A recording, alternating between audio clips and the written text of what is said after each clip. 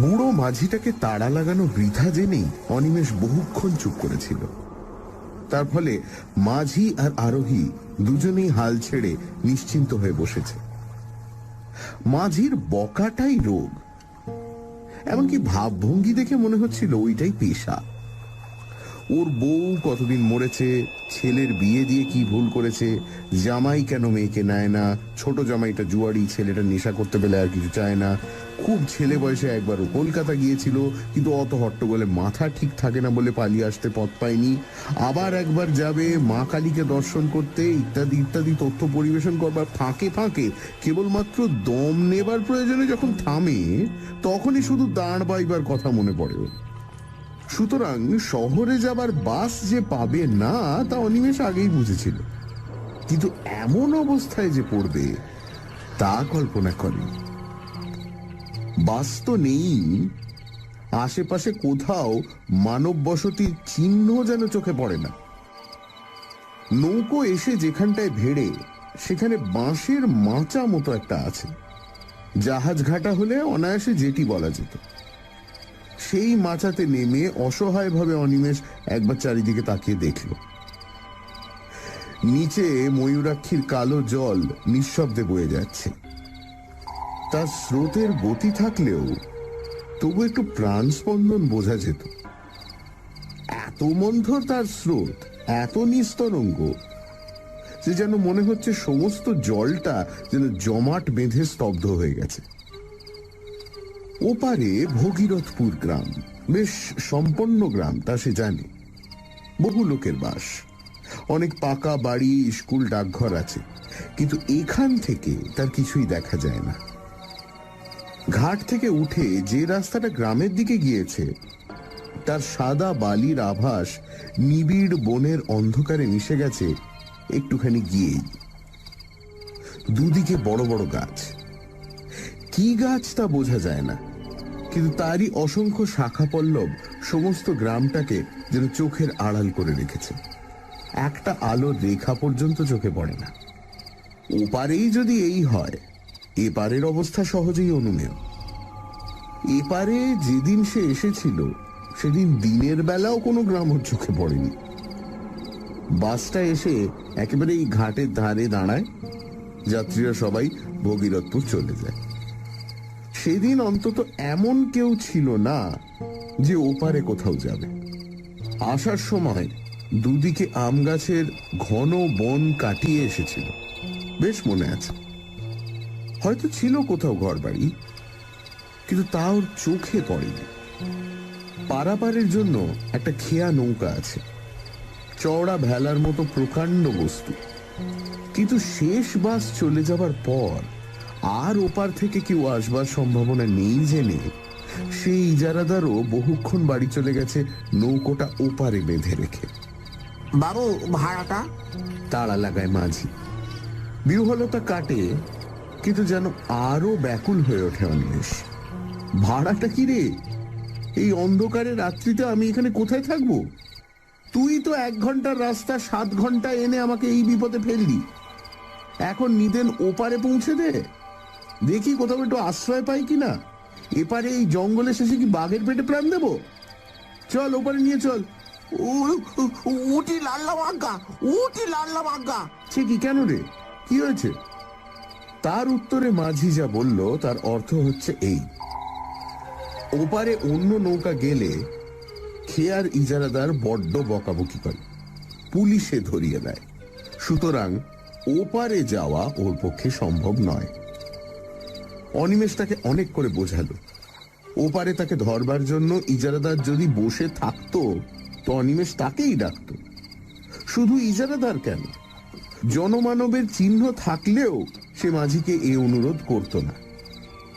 কোনো মতে নামিয়ে দিয়ে সে চলে যাক, তাতে যদি কেউ তাকে ধরে তো অনিমেষ তার দায়ী, ইত্যাদি সব কথার উত্তরে সেই একই উত্তর, উটি লাল্লা বাগ্গা বাবু, উটি লাল্লা বাগ্গা। অনিমেষ তখন রাগ করে বলল, তবে তুইও থাক, আমি তো নৌকোতেই রাত কাটি। আজ্ঞা, উটিও লাল্লাম। শুধু তাই নয়, দাঁড়ের একটা ধাক্কা দিয়ে নৌকোটা খানিকটা দূরে সরিয়ে নিয়ে গেল। টাকাটি শুনে দেন কেন, বাড়ি চলে যাই। তবে টাকাও পাবি না, যা। রাগ করে বলল অনিমেষ।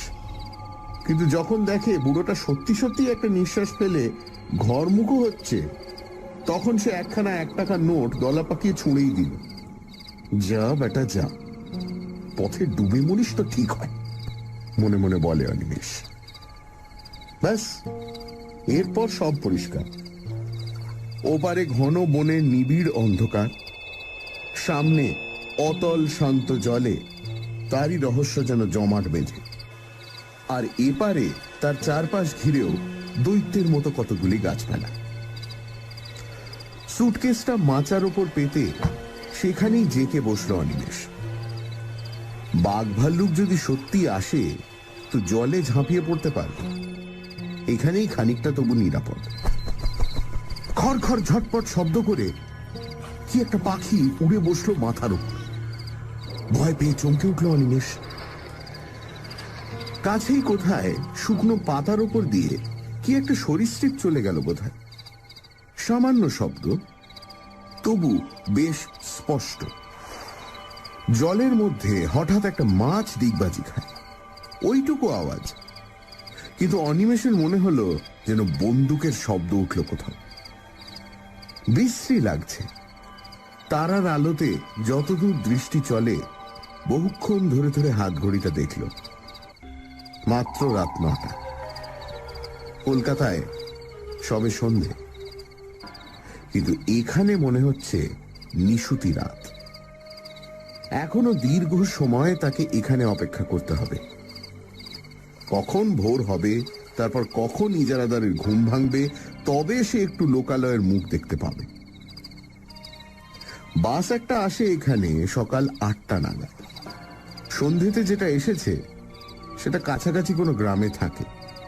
7টা নাগাদ এখানে এসে দাঁড়ায়, অর্থাৎ প্রায় 12 ঘন্টা এখন। আচ্ছা, হাঁটলে কেমন হয়?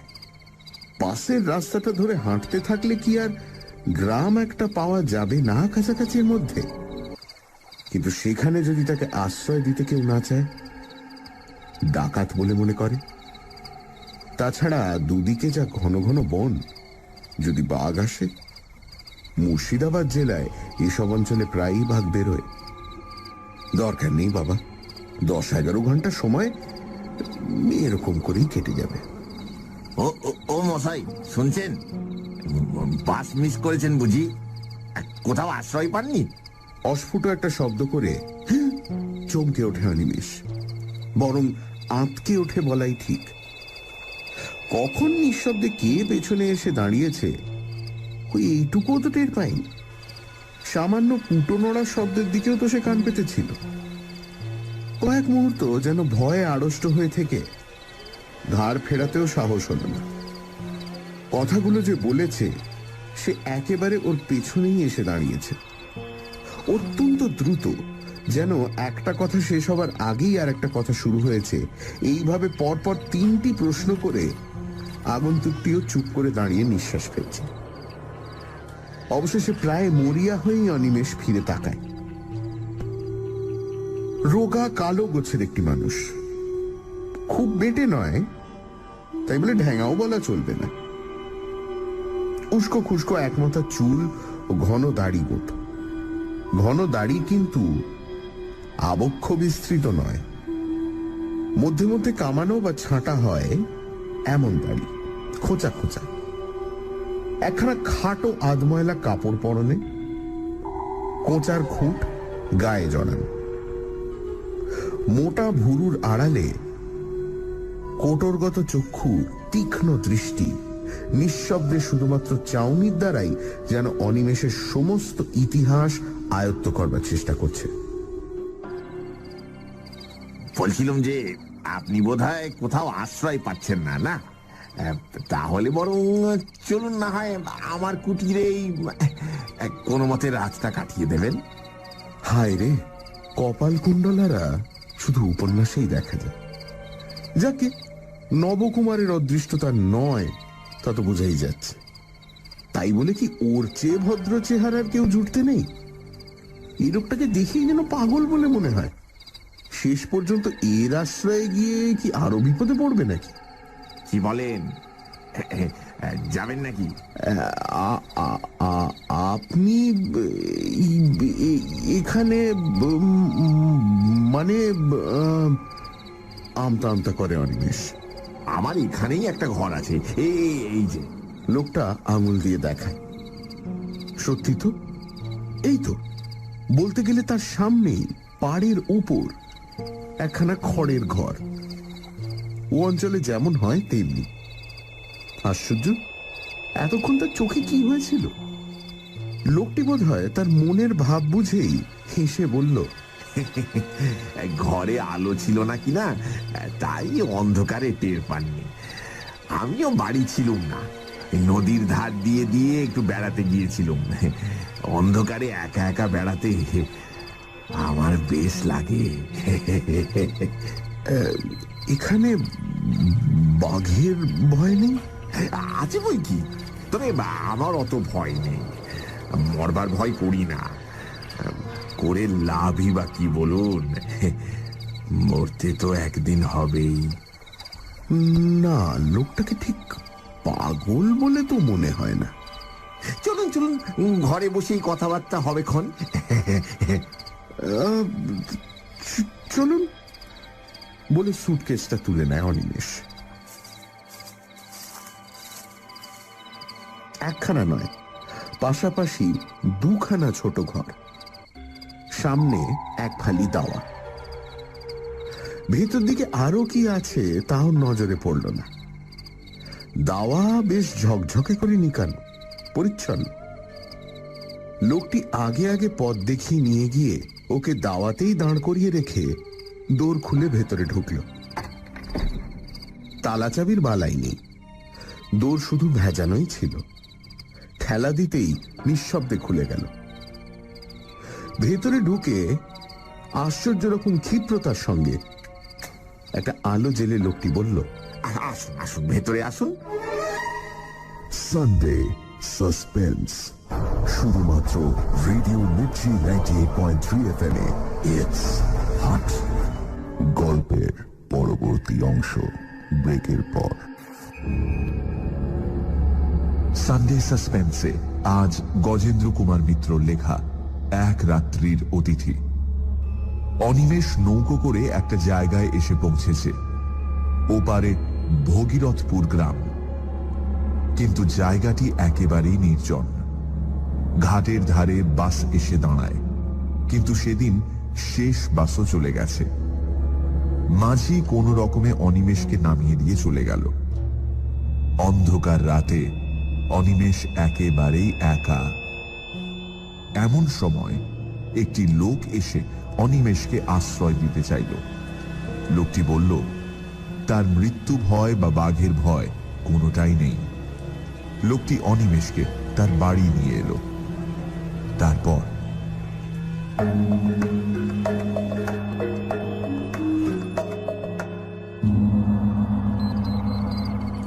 ঘরে আসবাবপত্র বেশি ছিল না।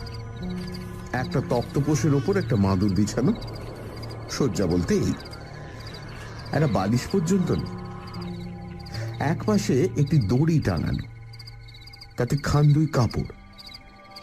তার মধ্যে একটা লাল মেঝেতে জলের মেটে কলসি, একটা কাঁসার ঘটি এবং পিতলের পিল সুজে একটা মাটির প্রদীপ। এছাড়া আর কোথাও কিছু নেই। বসুন, ওই চৌকিটার উপর বসুন। তারপর খানিকটা নিঃশব্দে দাঁড়িয়ে নিজের দুই হাত ঘষে কেন এক রকমের বিচিত্র হাসি হেসে বলল, ভালো বিছানা আমার নেই, ওই সুটকেসটা মাথায় দিয়েই শুতে হবে। আর খাবারও তো কিছু দিতে পারবো না, ঘরে আমার কিছুই নেই। আপনি মদ খান? যেন একটা আকস্মিক উগ্রতা দেখা দেয় ওর প্রশ্ন করবার ভঙ্গিতে। না না, রক্ষে করুন, কিচ্ছু ব্যস্ত হবেন না আমার জন্য। আশ্রয় পেয়েছি, এই ঢের। ওই আশ্রয়টুকুই যা, বাঘ ভাল্লুকের হাত থেকে তো বাঁচলেন অন্তত। তা আশ্রয় ভালোই, ঘরখানা মন্দ নয়, কি বলেন? বলতে বলতে হেসে উঠে সে। সাদা ঝকঝকে দাঁত, কালো দাড়ির ফাঁকে চকচক করে। অনিমেষের যেন ভালো লাগে না ওর ভাবভঙ্গি। আবারও সেই সন্দেহটা মনে জাগে, পাগলের পাল্লা এসে পড়ল নাকি। আপনি এখানে কি করেন? আপাতত কিছুই না। আচ্ছা বসুন, আমি একটু আসি। মুখ হাত ধোবেন নাকি? ধুতে পারলে ভালোই হতো, কিন্তু অনিমেষের তখন নড়তে ইচ্ছে করছে না। সে বলল, না না, দরকার নেই। লোকটি বেরিয়ে গেল। অনিমেষ স্তব্ধ হয়ে বসেই রইল। ভালো বোধ হচ্ছে না ওর, কেমন যেন একটা অস্বস্তি হচ্ছে। কি করে লোকটা এখানে? এমন একাই বা থাকে কেন? ঘরে কোনো রকম কিছু খাবার নেই তো নিজে খায় কি? চোর ডাকাত নয় তো? লোকজনকে ভুলিয়ে এনে শেষে ঈশ্বর বাঁচিয়েছে। ব্যাগে ওর খান কতক পুরনো কাপড় জামা ছাড়া আর কিছুই নেই। পকেটেও মাত্র টাকা 6 আছে। কিন্তু একটু পরেই সমস্ত দেহ হিম হয়ে ওর মনে পড়ে, এই সব উদ্দেশ্যে যারা নিয়ে আসে ভুলিয়ে, টাকা না পেলে তারা আরো হিংস্র হয়ে ওঠে। তাছাড়া মেরে ফেলে তবে তো দেখবে কি আছে না আছে। ওদের দেশে একবার খুব ডাকাতের উপদ্রব হয়েছিল। তারা একটা লোককে খুন করার পর পেয়েছিল মাত্র একটা আদলা। কখন গৃহস্বামী আবার নিঃশব্দে ওর কাছে এসে দাঁড়িয়েছে অনিমেষ টেরও পায়নি। যদিও খোলা দরজার দিকে চেয়েই বসেছিল সে। আশ্চর্য। লোকটা বলল, বলছি কি, এখনই শুয়ে পড়বেন নাকি? যদি ঘুম পেয়ে থাকে তো আলাদা কথা, নইলে একটু বসি। এই কতদিন লোকের সঙ্গে কথা কইতে পাইনি, বলেন তো দুটো কথা কয়ে বাঁচি আর কি। এখানে তেমন লোকজন তো নেই, আসেও না কেউ। অনিমেষ আবারও পূর্ব প্রশ্নের জেদ টানল। তা এমন জায়গায় আপনি থাকেনই বা কেন? সেই হাসি গৃহস্বামীর মুখে, তেমনই নিঃশব্দ হাসি। দাড়ির ফাঁকে শুভ্র দন্তের সেই বিজলি প্রকাশ। ভয় নেই, আমি চোর ডাকাতও নই, পাগলও নই। ঘরে কিছু নেই মানে আমার কিছুর দরকার নেই, থাকারও দরকার হয় না আমার। কেন জানেন? তারপর যেন কতকটা অসংলগ্ন ভাবেই বলে ওঠে, আমি আমি সাধক, তান্ত্রিক, সন্ন্যাসী। সন্ন্যাসী? অবিশ্বাসের দৃষ্টিতে চায় অনিমেষ। অপ্রতিভ হয়ে লোকটা বলে, না মানে সন্ন্যাসী মানে ঠিক অভিষিক্ত সন্ন্যাসী নই, তবে সাধক বটে। উবু হয়ে ঘরের মেঝেতেই বসল লোকটা। কিছুক্ষণ মৌনভাবে থেকে বলল, তাহলে আপনাকে বলেই ফেলি, সেটা কাউকে কখনো বলিনি, বলবার সুযোগও পাইনি বিশেষ। এই অঞ্চলেরই লোক আমি, বুঝলেন। ছেলেবেলা থেকেই নানা বইতে তান্ত্রিক সন্ন্যাসীদের অদ্ভুত সব ক্ষমতার কথা পড়ে ওইদিকে মনটা ঝোঁকে।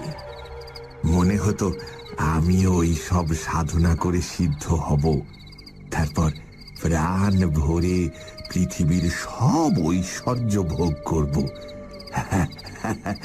আর আমাকে পাইকে, হায় রে, তখন কি আর জানতুম যে ভোগের উদ্দেশ্যে সাধনা করতে এলে সিদ্ধি তো দূরের কথা, সমস্তই খোয়াতে হয় একে একে।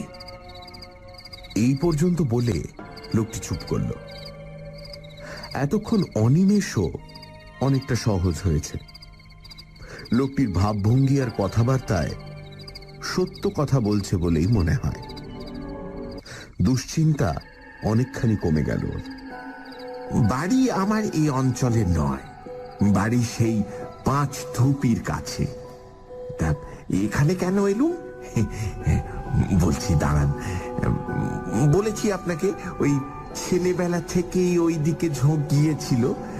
স্কুলের পড়া হলো না, তার বদলে যত সব ওই ধরনের বই পড়তে লাগলো। পড়তে পড়তে বিশ্বাসটা খুব পাকা হয়ে গেল। কিন্তু কিন্তু গুরু কই? দু একটা সন্ন্যাসী যাদের হাতের কাছে পেলুম, দেখলুম সব বাজে, কেউ কিচ্ছু জানে না। অথচ পথ দেখাবে এমন লোক না পেলে এগোবো কি করে? মনটা বড়ই চঞ্চল হয়ে উঠল। খাবার চিন্তা ছিল না, মাথার উপর বাবা, বড় ভাইরা সবাই ছিল, জমি জমা ওই তারাই দেখাশোনা করত।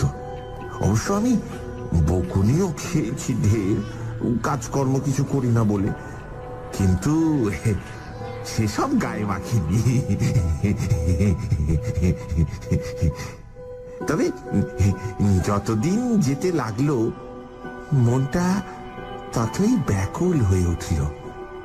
শেষমেশ আমার 23-24 বছর বয়সের সময়ে বাড়ি থেকে সামান্য কিছু টাকা নিয়ে বেরিয়ে পড়লুম।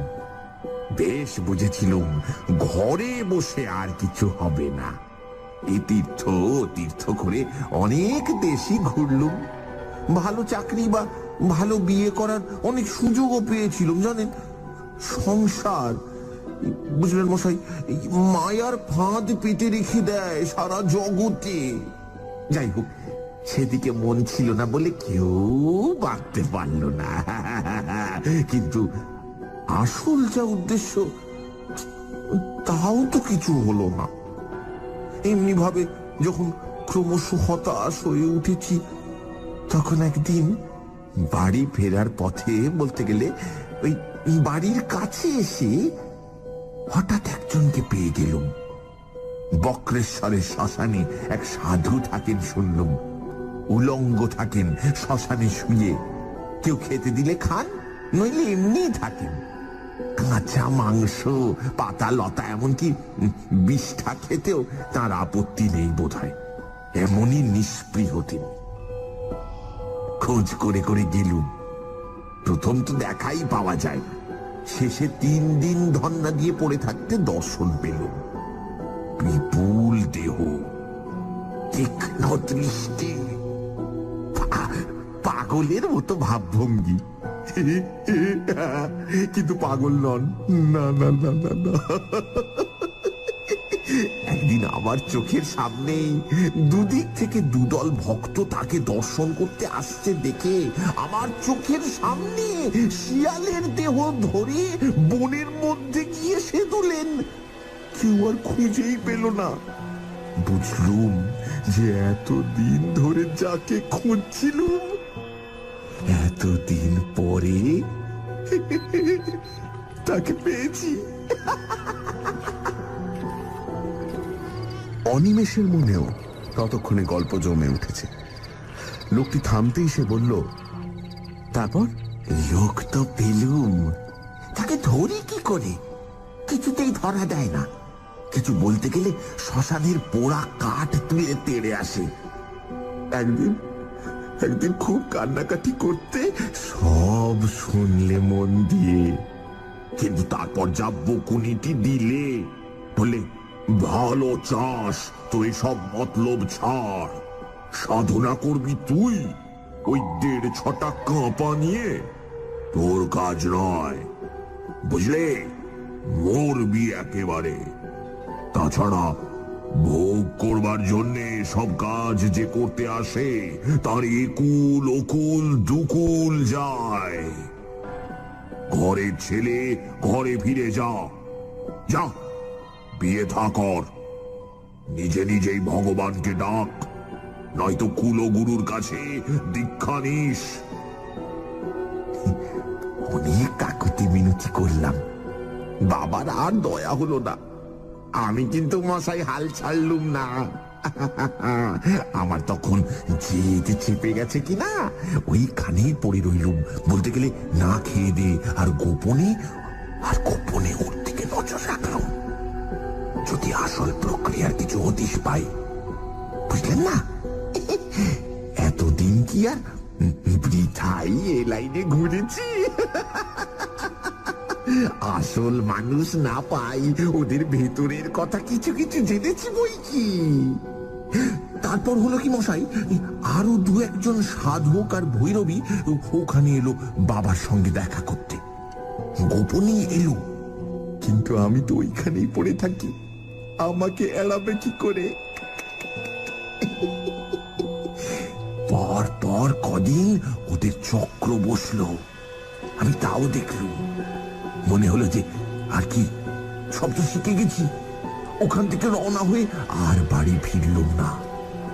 নির্জন স্থান, অথচ শ্মশান, লোকালয় কাছে, এইরকম খুঁজতে খুঁজতে এসে পড়লুম। পথে নলহাটিতে একজন তান্ত্রিকের কাছে দীক্ষাও নিয়ে নিলুম। ও মশাই, এলুম তো এখানে, কিন্তু সাধনা আর হয় না। প্রথম দিন থেকে বিঘ্ন, উপকরণ জোটে তো দিন পাই না, দিন পাই তো উপকরণ নেই। শেষে অনেক কৌশল করিয়ে অনেক নিচে নেমে যদি বা সব জোগাড় করলুম, এই মঙ্গলবার অমাবস্যার রাত পেয়ে যেমন আসন করে বসেছি। কি বিঘ্ন, উফ! ধ্যানে মন দেব কি, কিছুতে মনই স্থির করতে পারি না। এখন এটা বাসের রাস্তা হয়ে শ্মশান এখান থেকে সরে গেছে। আগে এখানটাতেই শ্মশান ছিল। এই যে এখন যেখানে ঘর দেখছেন, এই যেখানে আমরা বসে আছি, এইখানেই সেদিন আসন করে বসেছিল। নিজের অজ্ঞাতেই অনিমেষ যেন একটু সরে বসে, তারপর বলে, আচ্ছা, বিঘ্ন কি রকমের? ভয় পেলেন? শুনেছি তো এরকম সাধনায় বসলে প্রথম নানা রকমের ভয় দেখায়, কিন্তু সেটা শুধুই পরীক্ষা করার জন্য। আপনিও তো সেরকম শুনেছিলেন নিশ্চয়ই, তবে ভয় পেলেন কেন? হাসল লোকটা আবারও। কাউকে ছেলে মানুষই করতে দেখলে বিজ্ঞ মানুষেরা যেমন হাসে, কতকটা তেমনই হাসি। বলল, জানে তো সবাই, কিন্তু শোনা এক জিনিস আর অভিজ্ঞতাটা আর এক। তেমন অভিজ্ঞতা হলে বুঝতেন। শুনবেন? শুনবেন কেমন? মরার বুকের উপর বসেছি আসন করে, মরার খুলিতে করে মদ খাচ্ছি, মনে ভয় ডর কিচ্ছু নেই, এই বিশ্বাস হয়ে গিয়েছিল। কিন্তু সেই লোকেরই বুকের মধ্যে হিম হয়ে গেল সে সব শুনে। না, তেমন ভয়ানক কিছু নয়। প্রথম শুরু হলো ফিস ফিস কথার শব্দ, খিলখিল হাসি, চাপা হাসি। ক্রমে সেইটাই বাড়তে লাগলো। মনে হলো 10 জন, 20 জন, 100 জন, হাজার হাজার হাজার। আপনার চারপাশে যদি লক্ষ লক্ষ লোকের ফিস ফিস কথারই শব্দ হতে থাকে তো কেমন হয়? আর তার সঙ্গে চাপা এক ধরনের খিলখিল হাসি।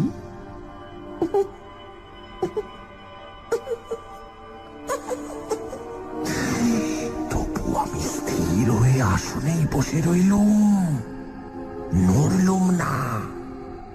যদিও কাজে আর মন দিতে পারলুম না, এটাও ঠিক। তারপর মশাই স্পষ্ট দেখতে লাগলুম, শ্মশানের মাটি ফুঁড়ে ফুঁড়ে যেন মরাগুলো উঠছে। কত কাল থেকে মরেছে সব, কত হাজার হাজার বছর ধরে। এক একজনের বিভৎস চেহারা, রোগে যন্ত্রণায় বিকৃত মুখ, কেউ বা খুন হয়েছিল, কেউ বা ঠ্যাঙাড়ের হাতে প্রাণ দিয়েছে, কেউ বা গলায় দড়ির মরা। ঠিক সেই অবস্থায় উঠেছে। তেমনি কন্ধ কাটা কিংবা হাড় ঘোড় ভাঙা অবস্থায়। সকলেরই মুখে রাগ, চোখের দৃষ্টিতে আগুন। তারা সবাই আমার দিকে আঙুল তুলে শাসাতে লাগলো, পাপিষ্ঠ, তুই এখানে কেন? শ্মশান অপবিত্র করতে এসেছিস? চলে যা, দূর হয়ে যা। জানিস না এখানে আমরা পাহারা দিচ্ছি? মনে পাপ নিয়ে তুই এসেছিস শ্মশান জাগাতে? চলে যা, চলে যা। তার মধ্যে একজনের আবার শুধু কঙ্কাল। বোধহয় তাকে পুঁতে রেখেছিল কোথাও মেরে, তারপর তাকে তুলে পোড়াতে হয়েছে। সেটাই সবচেয়ে কাছাকাছি এলো। মুখে সেই এক শব্দ, দূর হ, দূর হ। ভয় পেলুম খুব, তবু এও জানি একবার ভয় পেলেই গেল। চিরকালের মতো প্রাণপণে চেঁচিয়ে উঠলুম, যাব না, যাব না, উঠবো না আমি। ব্যাস, আর যায় কোথা? সেই কঙ্কালটা আরো এগিয়ে এসে তার সেই অস্থিময় আঙুল কটা দিয়ে আমার গলাটা চেপে ধরল। সে কি চাপ, সে কি চাপ, যেন মোটা লোহা সাঁড়াশি। কত চেষ্টা করলো মুক্ত হবার, কিন্তু সে বজ্র কঠিন মুষ্টি খোলে কার সাধ্য? দম বন্ধ হয়ে গেল। বুকে সে এক অসহ্য যন্ত্রণা। মনে হলো যেন দেহের প্রতিটি শিরা ফেটে যাচ্ছে। কলি বিকলি করতে লাগলো এক ফোঁটা হওয়ার জন্য। সে হাওয়া চারিদিকেই রয়েছে, তবু এক বিন্দু বুকের মধ্যে দিতে পারলাম না, বরং আরো চেপে বসতে লাগলো সেই সাঁড়াশির মতো আঙুলগুলো। তারপর রুদ্ধ নিঃশ্বাসে প্রশ্ন করল অনিমেষ। তারপর আবার সেই হাসি।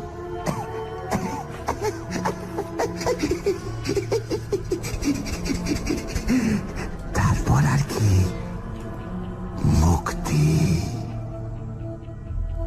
সেই থেকে ঘুরে বেড়াচ্ছি এখানেই। কাজ নেই, কামাইও নেই, জায়গাটার মায়া ছাড়তে পারি না। সবচেয়ে কষ্ট হয় কথা কইবার লোক নেই বলেই। কিন্তু কথা কইতে গিয়েও একটা অজ্ঞাত আতঙ্কে অনিমেষের যেন গলা কেঁপে যায়। আপনি মুক্তি পেলেন কি করে? তা আমিও জানি না। এক সময় দেখলুম যে আমি দাঁড়িয়ে রয়েছি আমারই ভূতপূর্ব আশ্রয়, অর্থাৎ কিনা দেহটার পাশে। যারা এসেছিল তাদেরও তো কাজ শেষ। তারাও সব যে যার মিলিয়ে গেছে। এক কথায় সব কিছুর শান্তি।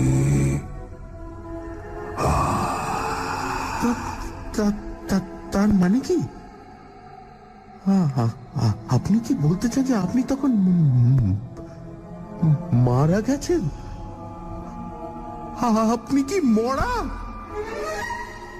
সানডে সাসপেন্স শুধুমাত্র রেডিও মির্চি 98.3 FM এ।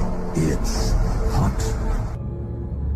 সানডে সাসপেন্সে আজ গজেন্দ্র কুমার মিত্র লেখা এক রাত্রির অতিথি।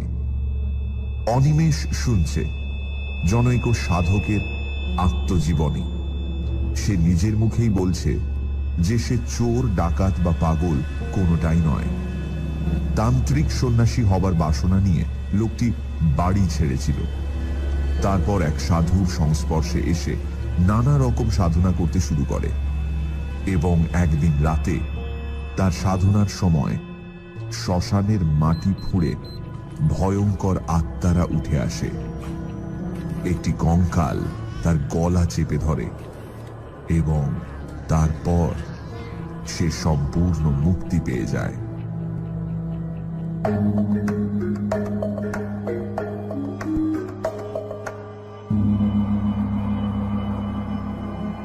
প্রশ্নের শেষ অংশটা আকস্মিক আর্তনাদের মতো চিৎকারে পরিসমাপ্ত হয়।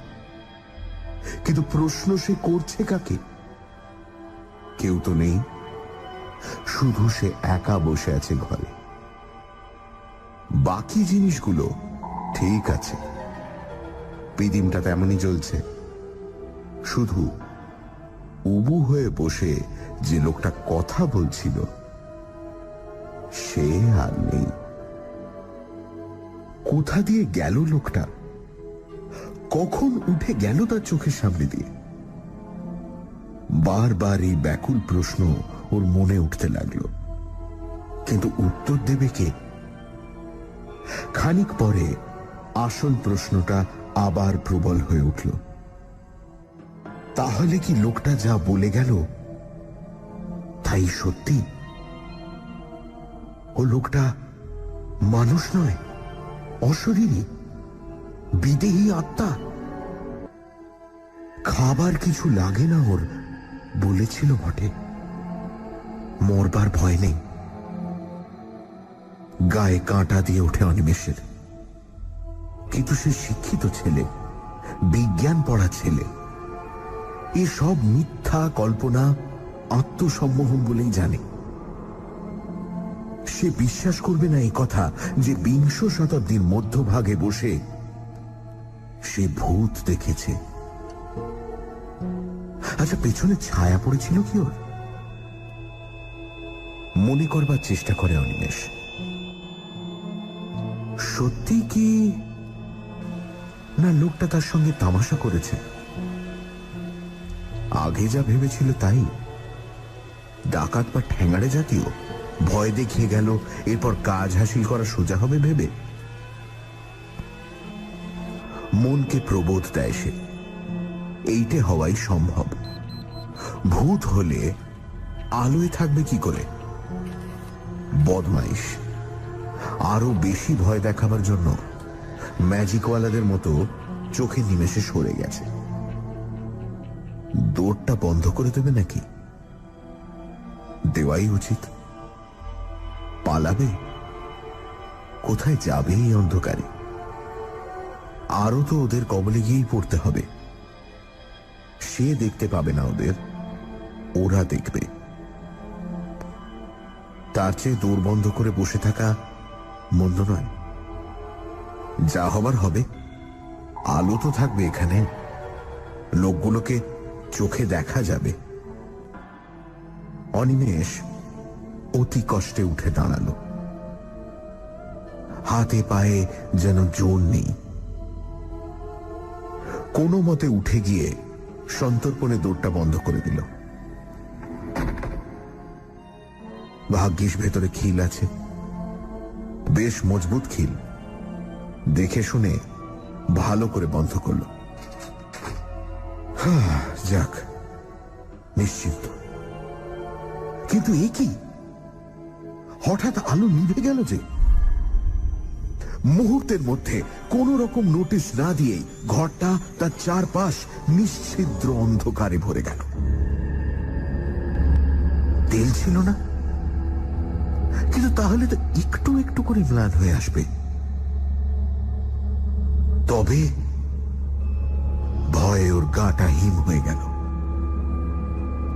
তবে কি ঘরের মধ্যে কেউ ছিল? এখন ধুঁ দিয়ে নিভিয়ে দিল। সেই লোকটাই কি? হয়তো তক্তপোষের নিচে ঢুকে গিয়েছিল, তখন সেখানেই লুকিয়েছিল, তাই সে ওর চলে যাওয়াটা লক্ষ্য করেনি। নিশ্চয়ই তাই। কি সর্বনাশ! এই যে হিতে বিপরীত হলো। ওদের হাত থেকে বাঁচতে গিয়ে একেবারে ওদের মুঠোরই মধ্যে এসে পড়ল। পকেটের দেশটাই পর্যন্ত নেই, যতদূর মনে পড়ে ব্যাগও নেই। ব্যাগটাই বা কোথায়? চৌকিটা যে ঠিক কোন দিকে তাও তোর মনে পড়ছে না। উফ, কি বদমাইশ লোকটা! ক্রুদ্ধ স্বরে, হয়তো বা একটু ভীত কণ্ঠেই অনিমেষ বলে উঠল, কে কে ওখানে? আলো জ্বালো বলছি শিগগির, নইলে নইলে ভালো হবে না। দেখিয়ে দেবো মজা। কি হলো, জ্বালালে না? নিস্তব্ধ চারিদিক। কোথাও একটা জনপ্রাণী আছে বলে মনে পড়ে না। রহস্যময় সুগভীর স্তব্ধতা। ঘরে কি জানলা ছিল? তাও তো মনে পড়ছে না। জানলা খুলে দিলে তবু একটু তারার আলো আসে। অনেকক্ষণ চুপ করে দাঁড়িয়ে থেকেও জানলা কোন দিকে মনে পড়ল না। আচ্ছা, একটু এগিয়ে গেলেই তো দেওয়াল। হাতড়ে দেখতে দোষ কি? পরক্ষণেই মনে পড়ল, আরে আচ্ছা বোকা তো সে, দৌড়টাই তো রয়েছে, খুলে বেরিয়ে পড়লেই তো হয়। ঘরের অন্ধকারের চেয়ে বরং বাইরের অন্ধকার ভালো, তারার আলো আছে। কিন্তু ব্যাগটা থাকে, প্রান্ত বাঁচুক। যেদিকে দৌড় দিয়েছেই মাত্র সেদিকেই হাত বাড়ালো। কই সে দরজা? অথচ ও তো সবে দরজা বন্ধ করে এপাশ ফিরেছে আর আলো নিভেছে। তবে কি ও দিক ভুল করেছে? এদিকে দরজা ছিল না। আন্দাজে আন্দাজে এগিয়ে যায় সে। এইটুকু তো ঘর, দেওয়াল পেলে দেওয়াল হাতড়ে হাতড়ে ঘুরলেই দরজা পাবে। তবু ভয় হচ্ছে ও লোকটা না এই সুযোগে পেছন থেকে মেরে বসে। কিন্তু উপায়ই বা কি? এদের কবলে যখন এসে পড়েছেই, মরিয়া হয়েই এগোয় অনিমেষ। এক পা করে যতটা সম্ভব নিঃশব্দে এগোয়। 1 2 3 4 5 6 7 কি এই যে 20 পা হয়ে গেল। ঘরটা যতদূর আন্দাজ হয় 10-12 ফুটের বেশি হবে না লম্বায়। নিহাতি ছোট্ট ঘর, অথচ 20 পা মানে অন্তত 15 ফুট। আরো 2 পা, আরো 10, আরো 20। এ কি, সে মাঠে চলেছে নাকি? কিরকম হলো? 40 পা চলার মতো ঘর তো নয়, কোনাকুনি হাঁটছে। তাতেই বা এত দূর হবে কেমন করে? তবু আরো কয়েক পা যায় সে। হয়তো চলতে চলতে তখন গতি বেঁকে গিয়েছে। সোজা হয়ে হাঁটে আরো খানিকটা। না, তবু দেওয়াল নেই। রহস্যময় অন্ধকার, অনন্ত শূন্যতা। বাইরের মুক্ত শূন্যতা নয়, 4 দেওয়ালের চাপা, তবু তা অনন্ত। এইবার কপালে ঘাম দেখা দেয় অনিমেষে। এতক্ষণ ডাকাতের ভয় যা হয়নি, এবার তাই হলো। পা দুটো কাঁপতে লাগলো থরথর করে। একেবারে যেন ভেঙে এলো। অসহায় ভাবে সেইখানেই বসে পড়ল সে। এ তার কি হলো? কি চক্রান্তে জড়িয়ে পড়ল সে? তবে কি সে লোকটা অশরীরী? সত্যি সত্যি সেই কি তাহলে কোনো প্রেত জনির মায়াতে এসে পড়েছে? বিহ্বল হয়ে ভাবে অনিমেষ কি করবে, কিন্তু কোনো পথ দেখতে পায় না। ওই যে কারা আসছে না? হ্যাঁ, ওই তো কত লোকের পায়ের আওয়াজ, অন্তত 8-10 জনের কম নয়, কিংবা আরো বেশি। এই বাড়ির কাছেই আসছে। ওই তো দাওয়ায় উঠল। ও মশাই শুনছেন? ও মশাই!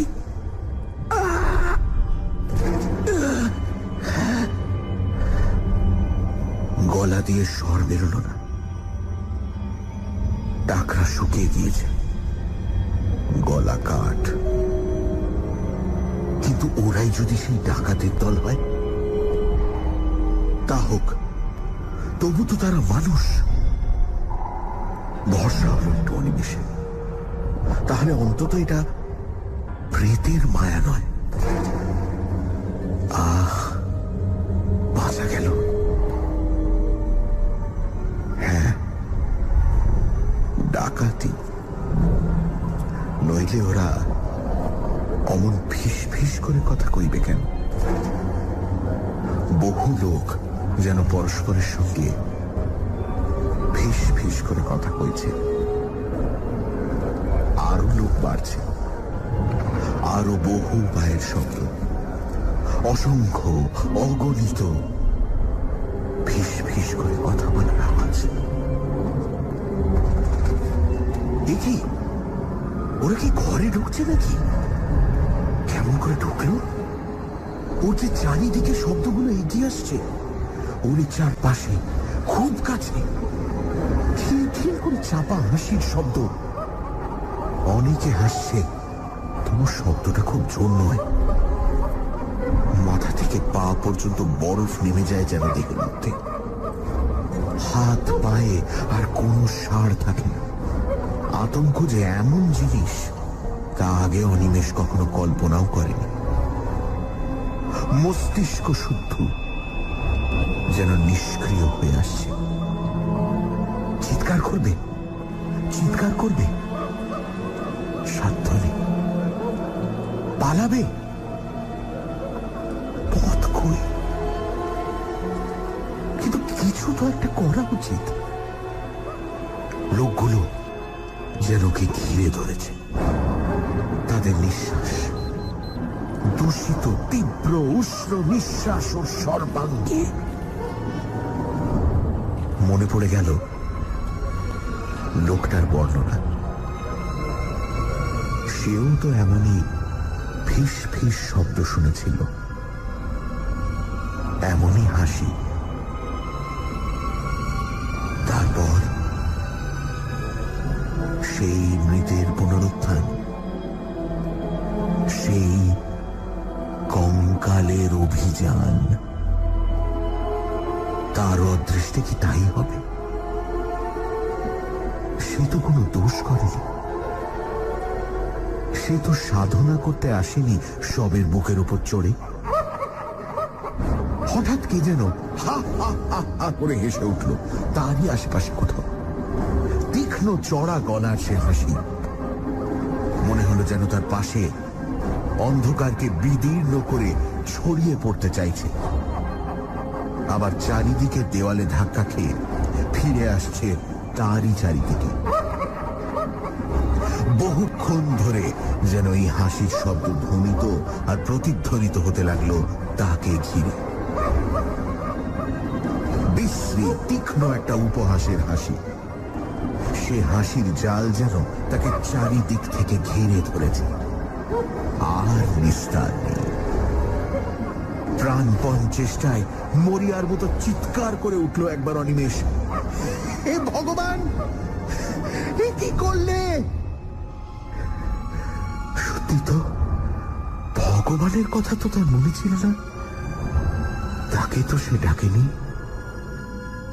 হে ভগবান, হে হরি বাঁচাও, হে রামচন্দ্র। আর কিছু মনে এলো না তার। গায়ত্রী মনে আছে কি? হ্যাঁ আছে। পৈতেটা কোথায়? সুগভীর ক্লান্তি আর অসহ তন্দ্রায় চৈতন্য শিথিল হয়ে আসে তার। ঘুম যখন ভাঙল অনিমেষের, তখন সকাল হয়নি, কিন্তু ফর্সা হয়েছে একটু। খানিকটা সময় লাগলো তার সবটা মনে করতে। তারপর ধর্মড়িয়ে উঠে বসে ভালো করে চেয়ে দেখলো যে সেই বাস দাঁড়াবাড়ি ফাঁকা জায়গাটার মধ্যে ঘুমিয়ে পড়েছে কখন। সুটকেসটা খানিকটা দূরে একটা গাছতলায় পড়ে আছে। আরে সেই ঘরটা কোথায় গেল? যত দূর দৃষ্টি যায় কোথাও কোনো ঘরের চিহ্ন মাত্র তো নেই। সে কি বাস থেকে নেমে সেখানেই ঘুমিয়ে পড়েছিল? তাই হবে হয়তো। হয়তো সবটাই ওর স্বপ্ন। সে উঠে নদীতে গেল মুখ হাত ধুতে।